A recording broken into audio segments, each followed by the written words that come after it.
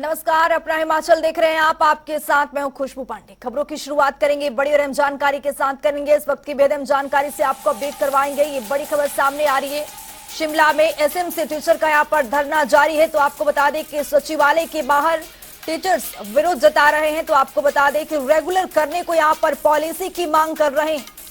ये बड़ी खबर, बड़ा अपडेट आपके सामने। अब आश्वासन नहीं, पॉलिसी चाहिए। एसएमसी शिक्षकों की ओर से यह कहा गया है। तो सचिवालय के बाहर शिक्षक यहां पर विरोध जता रहे हैं, धरना प्रदर्शन दे रहे हैं। रेगुलर करने को यहां पर पॉलिसी की मांग कर रहे हैं। शिक्षकों का कहना है कि अब आश्वासन नहीं, पॉलिसी चाहिए। ये बड़ी खबर, बड़ा अपडेट आपके सामने।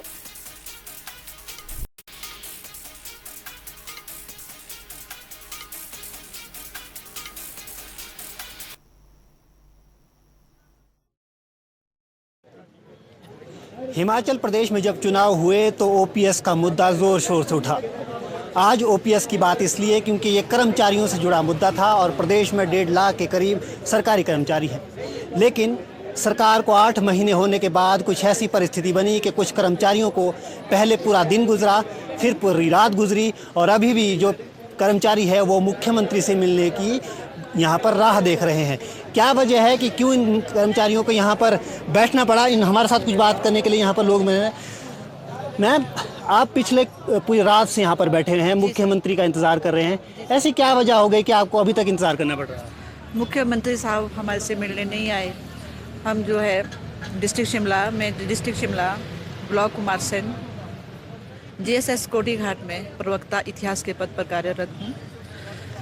हम पूरी जो एसएमसी हमारी यूनियन है वो आज इसलिए पहुंची है कि पिछले 10 वर्षों से प्रशासन की इस बुरी हालत से परेशान है। सर, मैं अपनी बात बताना चाहूँगी। आज मुझे मंच मिला है। अप्रैल 2022 में मेरी एक कार दुर्घटना हुई थी जिसमें मैं बुरी तरह से, मेरी 7 जो है मेजर सर्जरियाँ हुई है। मेरा एक्सीडेंट हुआ था, कार दुर्घटना हुई थी।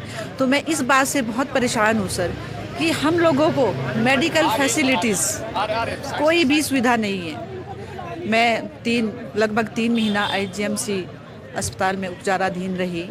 तो मतलब ड्यूरिंग दैट पीरियड जो हमें मानदेय मिलता था सर, वो भी नहीं मिला।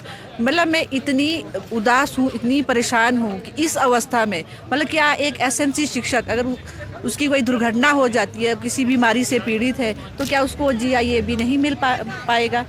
इसी व्यवस्था से हम सब पूरी तरह से परेशान हैं। हम कल मुख्यमंत्री जो है लगातार व्यवस्था परिवर्तन की बात कर रहे हैं और आप नियमितीकरण की जो है वो मांग लेके आए हैं यहाँ पर। लेकिन ऐसी क्या वजह हो गई कि आपको इतने समय से यहाँ पर आप बैठे हुए हैं, पिछली पूरी रात आपको यहाँ पे बैठना पड़ा? तो अभी क्या स्थिति बनी हुई है और आप लोगों के मन में अभी क्या इस वक्त चल रहा है? सर, हम लोग जो है दूर दराज के क्षेत्रों से आए हैं, सभी जिला से आए हैं। चंबा है, सिरमौर है, स्पीति है, किन्नौर है। तो सर, हम कल सुबह से इसी उम्मीद से कि सीएम साहब, मुख्यमंत्री महोदय जी आएंगे और हम लोगों से बात करेंगे। हम इसी इंतज़ार में सर यहाँ पर बैठे हुए हैं। क्या इनकी व्यवस्था में परिवर्तन होगा और क्या एसएमसी शिक्षकों को वो मिलेगा जिसकी 12 वर्षों से इंतज़ार कर रहे हैं? रॉबिन शर्मा, जनता टीवी, शिमला।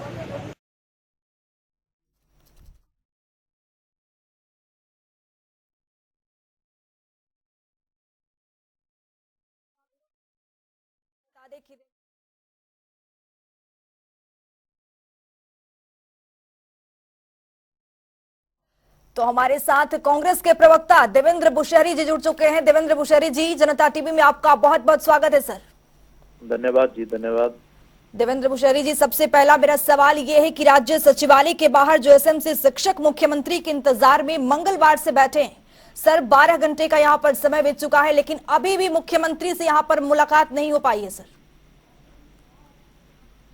देखिए, हम तो हर शिक्षक का मान सम्मान करते हैं, क्योंकि ये बात ठीक है मुख्यमंत्री जी से इनकी मुलाकात नहीं हुई। कोई कारण हो सकता है, मुख्यमंत्री की व्यस्तता 2-3 दिन से बहुत ज्यादा है, तो आज भी वो शिमला में नहीं है जी। लेकिन मुख्यमंत्री तक इनकी बात को पहुंचाया गया है। शिक्षा मंत्री जी स्वयं जो है इनसे बात की है, शिक्षा मंत्री ने, जो मुझे मालूम हुआ जी। और सरकार इनकी मांगों के प्रति गंभीर है, ऐसा नहीं है, क्योंकि सरकार ने तो हर वर्ग का ध्यान रखा है, चाहे आउटसोर्स कर्मचारी की बात हो, आउटसोर्स कर्मचारी भी जो जिनको जो है वो स्वास्थ्य के क्षेत्र में जहां बोलते हैं कि इनको निकाला गया, जी, तो उसके बारे में मुख्यमंत्री ने कल अपना बयान दिया कि आउटसोर्स जो कोरोना कर्मी थे उनको जो है उनके लिए भी कोई ना कोई जो है वो कानून के दायरे में उनको लाएंगे ताकि उनको दोबारा से जो है उसमें वापस लिया जाए। तो यही चीज मैं एसएमसी के जितने शिक्षक हैं उनसे उनके उनके उनके लिए भी कहना चाहूंगा कि हमारी सरकार गंभीर है और कोई किसी भी शिक्षक को देवेंद्र जी, निराश होने की आवश्यकता देवेंद्र जी, नहीं है। सवाल यहाँ पर यह है कि सरकार यहाँ पर व्यवस्था परिवर्तन की बात तो करती है, ठीक बात है सर, लेकिन सर ऐसी क्या नौबत बीत गई जो टीचर्स को बिल्कुल धरना प्रदर्शन करना पड़ा अपनी मांग के लिए, 12 घंटे तक इंतजार यहाँ पर और अधिक का समय भी हो रहा है, रात भर यहाँ पर बैठना पड़ा। चलिए ठीक है, आंदोलन करना जो है हर व्यक्ति और हर वक्त का अधिकार है। जो इनकी मांगे हैं वो उसकी मैं जैसा आपको पहले भी मैंने कहा है कि मुख्यमंत्री तक वो बात पहुंचा दी गई थी और स्वयं शिक्षा मंत्री भी शायद इनसे मिले थे। तो शीघ्र ही ठीक है, जब तक सरकार जो है सरकार इस पे मंथन कर रही है, शीघ्र इस पर कोई विचार करके जो है इस पे फैसला ले लिया जाएगा कि इसके बारे में जो है सरकार को क्या निर्णय लेना है। सर वो नियमितीकरण को की मांग यहाँ पर उठा रहे हैं, क्या सरकार इसमें ये फैसला ले पाएगी कि यहाँ पर नियमितीकरण कर पाएगी? उनकी मांग को यहाँ पर पूरा करने के लिए सरकार आश्वासन तो दे रही है सर, लेकिन ऐसा तो नहीं लग पा रहा है कि हो पाएगा, क्योंकि वो बैठे हुए हैं कब से। देखिए अभी तो सरकार को बने हुए 6-8 महीने हुए हैं जी, ऐसा नहीं है। हमारी सरकार कर्मचारियों के प्रति गंभीर है। हमने ओपीएस का वायदा किया था वो कर्मचारियों को हमने दिया है, और जो कर्मचारी अभी नियमितीकरण की मांग कर रहे हैं उसके बारे में मैंने कहा है कि सरकार गंभीर है, सरकार इस पे विचार कर रही है और इनकी मांगों पर भी शीघ्र विचार किया जाएगा। जो भी उचित होगा सरकार इस पे उचित निर्णय और उचित समय पर लेने वाली है। और इनको ठीक है थोड़ा इंतजार तो करना पड़ सकता है, लेकिन सरकार जो है इसके प्रति जो है गंभीर है और इस पर जो है पुण्य जो है कोई ना कोई जो निर्णय है सरकार शीघ्र लेगी। देवेंद्र बुशहरी जी, सवाल ये कि यहाँ पर जो बच्चों की पढ़ाई है सर वो भी तो बाधित हो रही है ना? नहीं, बाधित तो ठीक है, इन्होंने अपनी बात सरकार के आगे रखी है। अब आंदोलन के रूप में ये मैं कह सकता हूँ बाधित तो हुई है, और शिक्षा मंत्री ने ये बात स्वयं भी कही और इनसे निवेदन भी किया कि सरकार इसके बारे में जो है विचार कर रही है और आंदोलन जो है आप जो है अपना स्थगित करिए, आगे जो है कुछ ही समय में जो है इसके बारे में सरकार निर्णय लेगी। अब ये चीजें तो इनको तय करनी है, शिक्षक जो यहाँ बैठे हैं जी, ये सरकार की बात पर कितना भरोसा करते हैं। मुख्यमंत्री आज शिमला में नहीं है और मुख्यमंत्री के ध्यान में पहले ही बात जो है वो माननीय शिक्षा मंत्री ने ले आई है। तो अब देखते हैं कि सरकार इसके बारे में क्या कदम उठाती है। निश्चित रूप से मुझे विश्वास है कि सरकार इसमें उचित कदम उठाने वाली, इनकी मांग पर पूरी तरह से जो है विचार किया जाएगा। देवेंद्र बुशहरी जी, मेरा अंतिम सवाल आपसे ये कि जब मुख्यमंत्री शिमला आएंगे तो क्या एसएमसी शिक्षकों से यहाँ पर मुलाकात करते नजर आएंगे? उम्मीद की जा सकती है, अगर मुख्यमंत्री को ये बात लगे कि उनसे बात करने की आवश्यकता है तो जरूर निश्चित रूप से मुख्यमंत्री मिलेंगे इनसे। बहुत शुक्रिया देवेंद्र बुशहरी जी जनता टीवी से जुड़ने के लिए। तो यहाँ पर अब आश्वासन नहीं पॉलिसी चाहिए, एसएमसी शिक्षक की ओर से यहाँ पर लगातार मांग किया जा रहा है। शिमला में एसएमसी टीचर सचिवालय के बाहर यहाँ पर धरना प्रदर्शन पर बैठे हुए। तो रुक करेंगे अगली बड़ी खबर की और इस वक्त की बेहद अहम जानकारी से आपको अपडेट करवाएंगे। ये बड़ी खबर सामने आ रही है, नहीं थम रहे स्क्रब टाइफस के मामले। शिमला में 1 साल की बच्ची की मौत हो गई है। ये बड़ी खबर, बड़ा अपडेट आपके सामने। अब तक प्रदेश में 14 लोगों की मौत हो चुकी है। अस्पताल में अभी 7 लोगों का इलाज जारी है। तो ये बड़ी खबर, नहीं थम रहे एक बार फिर से स्क्रब टाइफस के मामले। एक बच्ची की यहां पर मौत हो गई है, उससे पहले की यहां पर स्क्रब टाइफस से 14 लोगों की जान चली गई है। जो स्क्रब टाइफस का जो मामला है ये बिल्कुल भी थमने का नाम नहीं ले रहा है। शिमला में 1 साल की बच्ची की यहां पर मौत हो गई है और इससे पहले की 14 लोगों ने अपनी जान गंवा दी इस बीमारी से।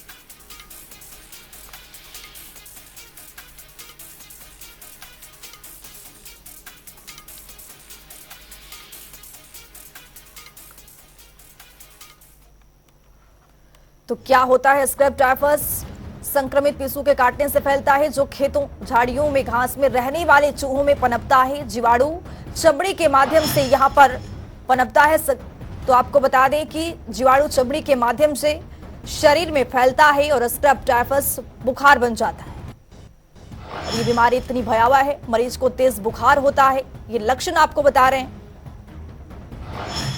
तो वहीं जोड़ों में दर्द और कपकपी आना शुरू हो जाता है। शरीर में ऐंठन अकड़न भी होने लगता है। अधिक संक्रमण में गर्दन बाजू में गिल्टियां होने लगती है। तो इसमें बेहद जरूरी क्या क्या चीज है, लोगों को सफाई पर विशेष ध्यान देना चाहिए। घर और आसपास के वातावरण को साफ सुथरा रखें। कीटनाशक दवा का छिड़काव करें।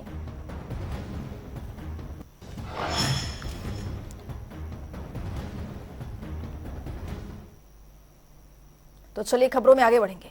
हिमाचल प्रदेश के उद्योग मंत्री हर्षवर्धन चौहान सोलन पहुंचे, जहां उन्होंने कहा कि राज्य सरकार ने जो उद्योगों में विद्युत ड्यूटी बढ़ाई है उसे कम करने पर सरकार विचार करेगी। उद्योग मंत्री ने कहा कि हिमाचल में आई आपदा इतिहास की सबसे भयानक आपदा है, लेकिन इससे निपटने के लिए सरकार ने कार्य किया है और इसको लेकर सरकार की तारीफ नीति आयोग और विपक्ष के बड़े नेताओं ने भी की है। दरअसल मंत्री हर्षवर्धन चौहान ने कहा कि हिमाचल प्रदेश में जून, जुलाई, अगस्त और सितंबर महीने में हुई बारिश से करोड़ों रुपए का यहां पर नुकसान आंका गया है, लेकिन सरकार ने इन सब चीजों को ध्यान के रखकर प्रभावित परिवारों तक सहायता पहुंचाने के लिए कार्य किया है। हिमाचल प्रदेश के लोकप्रिय मुख्यमंत्री श्री सुखविंदर सिंह सुक्खू जी ने भी हाल ही में हिमाचल प्रदेश के लिए एक विशेष पैकेज दिया है। वो हिंदुस्तान के इतिहास में सराहनीय है और किसी भी राज्य ने आज तक इतना बड़ा पैकेज जो है वो अफेक्टेड लोगों को कभी भी नहीं दिया हुआ है। ये पूरा पैकेज 4,500 करोड़ रुपए का है और जो खेत है, बगीचा है, उसमें भी जो है राशि को बढ़ा करके जो है वो मोर देन 10 टाइम्स जो है वो कर दिया गया। तो एक बहुत आर्थिक रूप में जो है लोगों को इस संकट की घड़ी में मुख्यमंत्री जी ने उभारने की कोशिश की है। बांग्लादेश के युवा और जुझारू टीम भारत की देवभूमि कहे जाने वाले हिमाचल प्रदेश के कांगड़ा एयरपोर्ट पर पहुंची। हिमाचल प्रदेश क्रिकेट एसोसिएशन की ओर से हिमाचल के पारंपरिक ढंग से बांग्लादेश के खिलाड़ियों का स्वागत किया गया। इसके बाद कड़े सुरक्षा घेरे में टीम के सभी खिलाड़ी लग्जरी कारों से धर्मशाला के होटल रेडिसन ब्लू पहुंचाया गया। इस मौके पर एचपीसी निदेशक संजय शर्मा, सचिव अवनीश परमार समेत अन्य वरिष्ठ यहां पर मौजूद रहे। क्रिकेट स्टेडियम धर्मशाला में आईसीसी वनडे वर्ल्ड कप 2023 के 5 मैच खेले जाएंगे। इन मैचों के दौरान धर्मशहर में सुरक्षा व्यवस्था, ट्रैफिक प्लान, दिनचर्या को सुचारू रूप से चलाए रखने के लिए कांगड़ा पुलिस ने कमर कस ली है। धर्मशाला में होने वाले 5 मैचों को लेकर जिला कांगड़ा की एसपी शालिनी अग्निहोत्री ने जानकारी देते हुए बताया कि धर्मशाला के लिए आने के लिए जितनी भी मांग है उन रूटों पर प्लान के तहत वाहन चलेंगे और जो पार्किंग स्थल निर्धारित किए हैं वहीं वाहनों की पार्किंग होगी। उन्होंने कहा कि वन में ट्रैफिक प्लान पर हालतों को देखकर इस पर निर्णय लिया जाएगा। एसपी शालिनी अग्निहोत्री ने कहा कि धर्मशाला में 15 सेक्टर बनाए गए हैं, जिसमें 9 सेक्टर स्टेडियम के भीतर रहेंगे, बाकी 6 धर्मशाला के लिए रहेंगे। उन्होंने मैचों के दौरान 1500 जवानों की तैनात किए जाने की भी बात कही है। पिछले कल रात को एक इन्फॉर्मेशन पुलिस के साथ साझा हुई थी, जिसमें कि एक गवर्नमेंट प्रीमाइसेस में जो है खालिस्तान जिंदाबाद का जो ग्रेफिटी जो है वो मार्क मिला था, जिसमें पुलिस टीम द्वारा जो है इसका संज्ञान लिया गया और इस संबंध में पुलिस स्टेशन सदर में एक एफआईआर रजिस्टर हुआ और पुलिस की टीम्स जो है लोकल एरिया में एक्टिवेट कर दी गई हैं और जो भी लीड्स हमें मिल रही हैं उसको हम फर्दर फॉलो कर रहे हैं। एक सोशल मीडिया के माध्यम से एक ऑडियो वीडियो मैसेज भी एक वायरल हो रहा है, जिसमें स्पेसिफिकली वर्ल्ड कप जो मैचेस है उसको लेके कुछ जो है डिस्क्रिप्शंस है, उस पे पुलिस द्वारा संज्ञान लिया गया। राजगढ़ की नगर पंचायत में अध्यक्ष और उपाध्यक्ष का चुनाव संपन्न हो गया है। चुनाव प्रक्रिया ठीक 11 बजे आरंभ हुई और सबसे पहले नगर पंचायत के पूर्व उपाध्यक्ष दिनेश ठाकुर नगर पंचायत कार्यालय पहुंचे और नामांकन भरने की प्रक्रिया आरंभ की। अध्यक्ष पद के लिए ज्योति साहनी को 5 मत मिले तो वहीं सुनीता देवी को 3 मत मिले। इसी तरह उपाध्यक्ष पद के लिए दिनेश ठाकुर को 3 और कपिल ठाकुर को 5 मत मिले।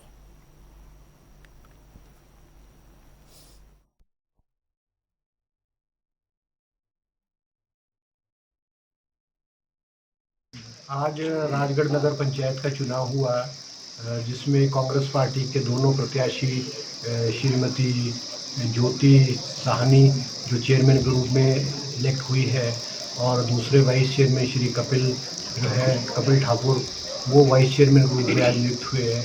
ये कांग्रेस पार्टी की जीत है, क्योंकि पिछली जो नगर पंचायत थी वो उसमें भारतीय जनता पार्टी के चेयरमैन और वाइस चेयरमैन थे, मगर वाइस चेयरमैन के रिज़ाइन होने के बाद विधिवत रूप से ये चुनाव हुआ है।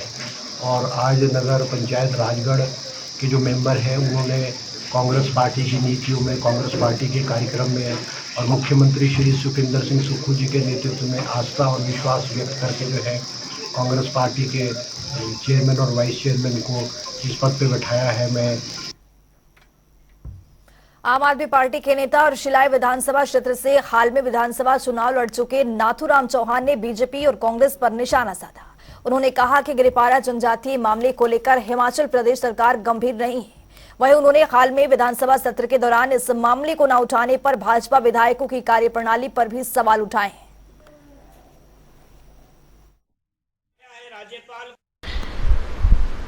ये जब हिमाचल सरकार के पास ये बिल आया, ये कानून है अपने आप में, ये अमेंडमेंट हो चुका है, राष्ट्रपति के साइन हो चुके हैं, इसे रोकना जुर्म है अपने आप में।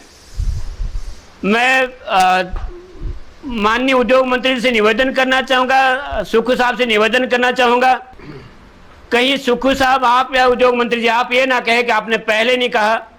अगर आपने इस बिल को रोकने में देरी की तो गिरिपार के युवा सड़कों पर उतरेंगे, बहुत बड़ा आंदोलन होगा जो 76 साल तक नहीं हुआ और जिसे हम कहते हैं कि बहुत शानदार, लेकिन कहीं हमारे ऊपर एक धब्बा ना लगे। नाहन में हिमाचल किसान सभा के राज्य संयुक्त सचिव राजेंद्र ठाकुर ने केंद्र सरकार पर निशाना साधा। उन्होंने केंद्र सरकार पर वादा खिलाफी के आरोप लगाए।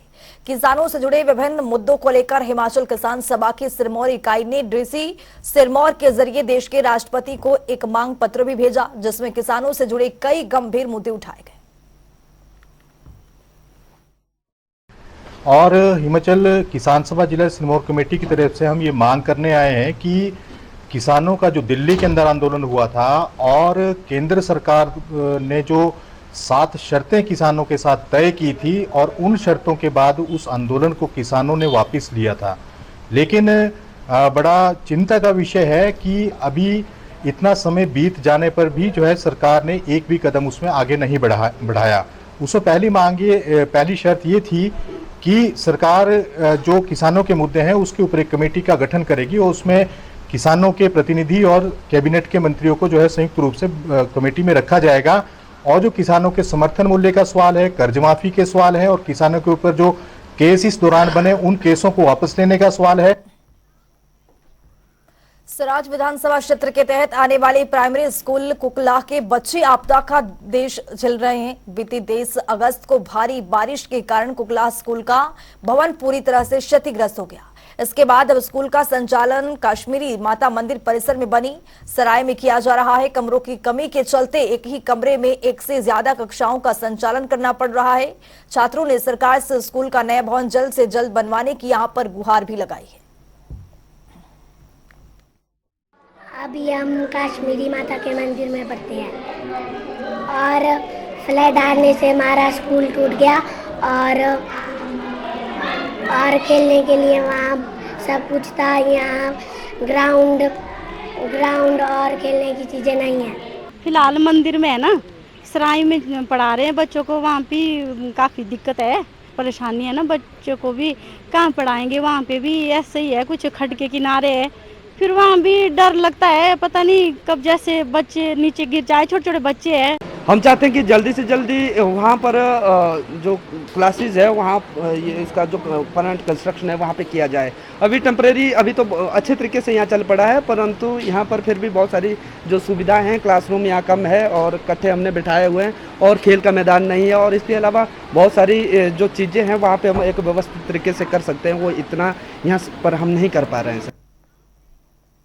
सिरमौर दौरे पर लोक निर्माण मंत्री विक्रमादित्य सिंह पहुंचे, जहां उन्होंने दिवसीय खेलकूद प्रतियोगिता के समापन समारोह में भाग लिया। इस दौरान उन्होंने कहा कि मेले हमारी प्राचीन परंपराओं और रीति रिवाज के संरक्षण और संवर्धन में अहम भूमिका निभाते हैं।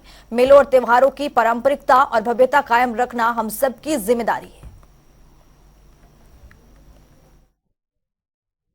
हमारे पास आए और उन्होंने कहा कि इस तरीके का यहाँ पे ये जो हमारा पचौता में ये मेला हो रहा है, कार्यक्रम हो रहा है, तो मैंने सोचा कि ज़रूर मैं इसके बहाने क्षेत्र के लोगों से मिलने और वहाँ की जो गतिविधियाँ हैं, विकासात्मक कार्य है, उनको गति देने के लिए आप लोगों के बीच में आना चाहता हूँ और इसीलिए मैं आज आप लोगों के बीच में यहाँ पे पहुँचा हूँ।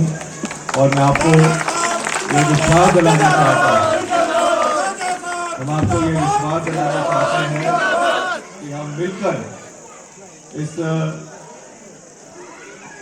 वीर भूमि कहूँगा इसको, यहाँ का अपना एक इतिहास है। हिमाचल प्रदेश में क्रिप्टो करेंसी में निवेश के नाम पर करोड़ रुपए की ठगी के मामले में अब सामने आ रहे कांगड़ा बिलासपुर मंडी के बाद हमीरपुर जिले में भी करोड़ों की ठगी हुई है। सीएम सुखू के गृह जिला में क्रिप्टो करेंसी स्कैम में सुजानपुर और बड़सर थाना में केस दर्ज किया गया है। मामले में 20 करोड़ से अधिक के गबन की आशंका जताई जा रही है। सुजानपुर थाना में 14 करोड़ जबकि बड़सर थाना में 35 लाख की ठगी प्रारंभिक जांच में सामने आई है। हमीरपुर जिला के ही कई लोगों पर एफआईआर दर्ज हुई है। बताया जा रहा है कि मास्टरमाइंड हमीरपुर और मंडी जिला से जुड़े हुए हैं। हमीरपुर जिला में सबसे अधिक पैसा इन कंपनियों में इन्वेस्ट करने की बात भी सामने आ रही है। जिला हमीरपुर में कुछ समय से हमारे पास क्रिप्टो करेंसी स्कैम के रिलेटेड काफ़ी कंप्लेंट्स हमारे पास जो है मिल रही थी और ये बताया जा रहा था कि कॉर्वियो, वॉस्क्रो, डिजिटी, हाइटेस्ट नाम से जो कंपनियां हैं ये काफ़ी लोगों को ठग रही हैं या इन्होंने ठगा है। और इन्हीं शिकायतों को जब हमने रिसीव किया और इसका पूरा हमने आकलन किया तो हमने पाया कि पूरे क्षेत्र में जगह जगह पर ये स्कैम काफ़ी बड़ी अमाउंट में हो रहा है। और थाना सुजानपुर में 14 करोड़ के आसपास जो है हमारे पास अभी सामने कंप्लेंट आई है और उसमें हमने प्राथमिकी दर्ज की और अपनी अन्वेषण शुरू कर दिया है। और इसके अलावा थाना बड़सर में भी हमारे पास शिकायत प्राप्त हुई है। मॉनसून के दौरान हुई भारी बारिश के कारण प्रदेश भर के लोगों को प्राकृतिक संकट और आपदा का सामना करना पड़ा है और जन धन की भारी हानि हुई है। प्रदेश सरकार ने 18 अगस्त 2023 को पूरे प्रदेश को प्राकृतिक आपदा प्रभावित क्षेत्र घोषित कर दिया, जिसके मद्देनजर प्रदेश सरकार ने विशेष राहत पैकेज तैयार किया है। इस पैकेज में आपदा प्रभावितों को हर संभव मदद प्रदान करने के लिए अनेक प्रावधान किए गए हैं। एनडीआरएफ और एसडीआरएफ के तहत 750 करोड़ रुपए राहत राशि और आवश्यक सेवाओं की बहाली के लिए जिलों को जारी किए गए।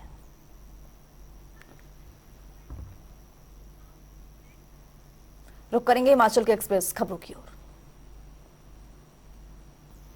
स्कूलों में गणित और विज्ञान के टीचरों के लिए कार्यशाला की शुरुआत स्टार प्रोजेक्ट के माध्यम से दिया जा रहा 80 शिक्षकों को प्रशिक्षण। नई शिक्षा नीति के तहत दी जा रही ट्रेनिंग।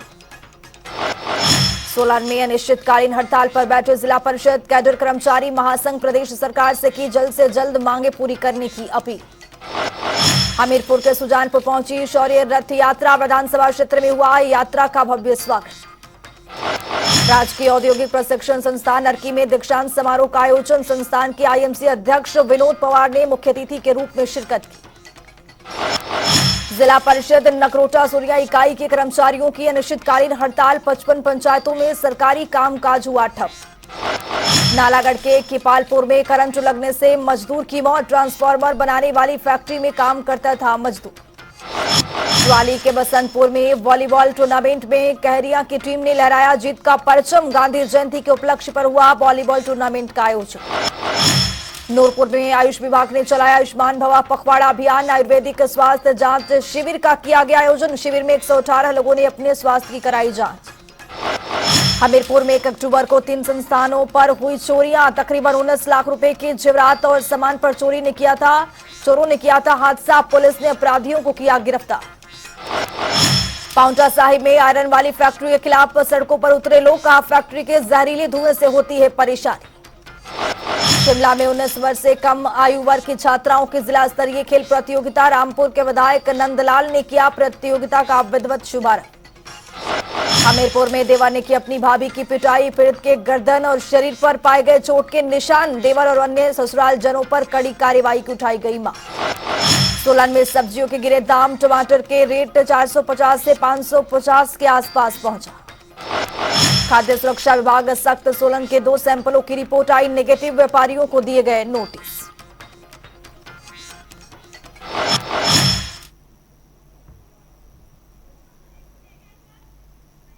अपना हिमाचल में भी इतना ही। नमस्कार।